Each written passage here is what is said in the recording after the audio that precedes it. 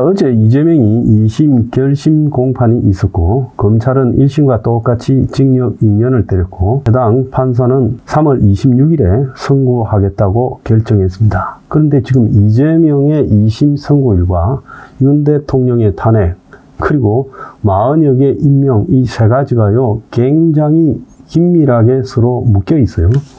오늘 지금 이 방송을 하고 있는 지금 현재는 40여 개에 대해서 권한쟁의 심판을 낸 민주당 측 의견을 인용했습니다. 이 말인즉슨 헌재가 40여를 임명하지 않고 2명만 임명한 최상목의 결정에 대해서 쉽게 말하면 40여 개에 대해서 지금 이 임명을 하지 않은 최상목의 결정을 국회 권한을 침해한 위법 행위라고 이렇게 판결을 했어요. 자, 그러면 40여를 임명하도록 요구를 해야 될 건데 헌재가 40여개의 재판관 지위를 부여해달라는 민주당 측의 지위 확인 부분은 부적합하다고 각하했어요. 그래서 이 40여 불임명에 대한 소송은 우원식 국회의장이 낸 건데, 우원식이 40여를 최상목이가 헌법재판관으로 임명하지 않고 2명만 임명한 것은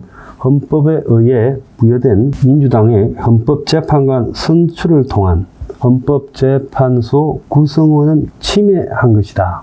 이렇게 이야기를 한 겁니다. 그러면 또 헌재가 민주당은 40여기 재판관의 지위에 있음을 확인하거나 기청구인 최상목은 40여를 즉시 재판관으로 임명해야 된다는 결정을 구하고 있는데 이러한 청구는 헌재로 하여금 40여개 재판관이라는 법적 지위를 부여하는 결정을 헌재가 해달라고 한 것으로 이해할 수 있다.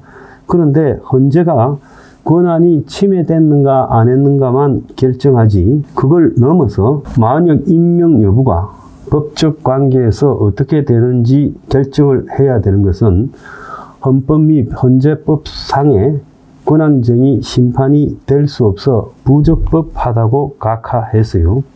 쉽게 이야기하면 최상목이가 40여를 임명하지 않으면서 국회 권한을 침해를 했지만은 40여를 임명하는 부분에 대해서는 헌재가 판단할 상황이 없다라고 해버린 겁니다. 그래서 일부 보수는요, 즉시 반응을 보이면서 결국 40여 임명권을 헌재가 각하한 것이다. 그래서 40여를 임명시키려는 민주당의 태도가 틀렸다. 이렇게 말을 합니다. 그런데 여기에 이제 숨어 있는 수를 봐야 되죠. 40여를 만약에 헌재가 임명을 하라고 처음에 그런 식으로 요구할 거라고 다들 알고 있었지 않습니까? 그러면 40여기 임명하라고 최상목에게 결정을 내리면 헌재가 하는 태도로 봐서는 지금 헌법상이나 헌재법상의 임명을 강제하는 그런 게 없다고 말을 하고 있지만 저가 또 하려면 얼마든지 했을 거고 헌재가 그럴 거라고 대부분의 언론이 보도하고 있지 않았습니까? 실제로요, 지난 3일 날 그렇게 때리려다가 국회 동의 여부가 시비가 걸려서 일주일 늦춰서 2월 10일 날 이제 변론 기일을 종결했죠. 그러고는 지금까지 판결을 끌어오다가 지금 와서 40여를 임명하지 않은 것은 잘못된 거다. 국회 권한을 최상목이가 침해했다. 이래 말을 했고는 임명을 통해서 지위를 부여해달라는 것은 우리가 할 일이 아니다고 빠졌어요. 이거는요, 40여를 각하한 게 아니라 진짜 이유는 딴 게 있죠. 윤통의 탄핵이 3월 10일 정도. 이재명의 지금 2심 재판이 3월 26일. 그러면 아무리 빨라도 최소 2달인데 2달보다 훨씬 더 걸릴 거라 보고 있습니다. 그러면 2심에서 이재명이 유죄가 된다 하더라도 최종적으로 확정받기 전에는 대선 후보 등록하고 갈 수 있죠. 그러면 윤통 탄핵이 만약에 3월 10일 날 인용으로 결정되면 대선은 5월 10일 날 있게 됩니다. 조기 대선은요. 그러면 이재명은요, 2심이 3월 26일 날 끝나도 그 다음에 5월 26일 날 아무리 빨라도 대법원 선고를 받게 돼요. 그러면 대통령에 당선된 다음에 선고를 받지요.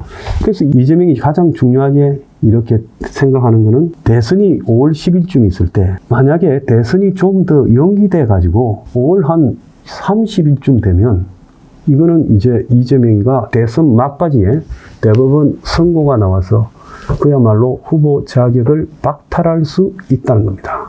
물론 대통령이 돼도 재판이 계속되느냐 안 되느냐는 논란이 많은데 그건 별개의 문제예요. 그러니까 이재명이 대통령이 되려면 윤통은요, 적어도 이재명보다 한 보름 정도는 더 빨리 탄핵이 돼야 돼요. 안정적으로. 자, 그러면 윤통이 3월 10일쯤 탄핵이 되고 이재명이 3월 26일 날 2심 선고가 나오고 이러면 이제 이재명 계획대로 돼 가는 거죠. 그런데 마흔여기를 만약에 임명하게 된다면 마흔여은요, 지금까지 이 대통령 탄핵 사건에 대해서 재판에 참가하지 않았잖아요. 그러니까 마흔역이 결국은요, 경신 절차라는 걸 거쳐야 돼요. 그러면 이 경신 절차라는 것은 무엇인가 하면 재판에 참여하지 않은 재판관이 뒤늦게 재판에 들어오려고 하면 이때까지 있었던 재판 내용을 다 들여다봐야 된다. 그러려면 그게 최소한 방대한 자료를 다 보려면 보름은 걸릴 것이다. 아무리 짧아도. 그러면 윤통의 탄핵이 3월 25일 전으로 가면 윤통 탄핵과 이재명의 2심 선고가 비슷비슷해지잖아요. 그러니까 이재명이가 잘못하다가는 대선 당선되기 전에 자신의 이 공직선거법 위반 대법원의 최종심이 결정되어 버리면 대통령이 날아가 버리잖아요. 지금 현재 우리가 상식적으로 판단하는 것은 헌재와 이재명 측이 긴밀하게 연결되어 있을 거라는 추정 아닙니까? 여기서 이제 우리가 핵심적으로 봐야 될 상황은 저는 마흔여기 임명 여부를 두고 헌재 내부에 탄핵 결정에 대한 상황을 어떻게 돌아가는 건지 예측할 수 있다고 봤습니다. 마흔역 임명 여부가 헌재 내부의 탄핵 여부에 대한 바로미터다. 그런데 마흔역을 임명을 갖다가 하라고 헌재가 강제하는 주장을 하지 않은 것은 결국은 마흔역이 안 들어가도 탄핵이 인용될 수 있다라는 나름 확신을 가졌을 거라고 저는 보고 있습니다. 왜 그런가 하면 지금 헌재 안에서 공식적으로 반대가 두세 명이 넘으면요, 아슬아슬하지요. 어떻게 될지 모르는 상황이죠. 그러면 마흔역을 집어넣어서 재판을 다시 좀 늦추더라도 뭘 선택하겠습니까? 4명이 반대해야 9명 중에 4명이 반대해서 5명이 찬성하고 이렇게 돼야 탄핵이 기각되는 거예요.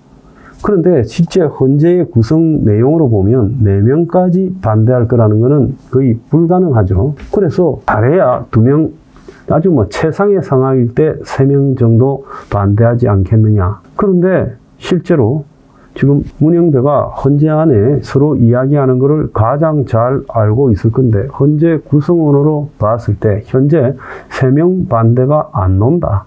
그러니까 반대를 굳이 40여까지 투입해서 4명으로 올리지 않아도 8명으로 끝장낼 수 있다. 이런 판단을 했기 때문에 만약 임명이 권한 침해를 했다고 결정하면서도 임명에 대해서 강제하지 않고 오히려 4명 반대를 끌어내는 것보다 신속하게 판결해 주는 게 이재명이한테 더 유리하다.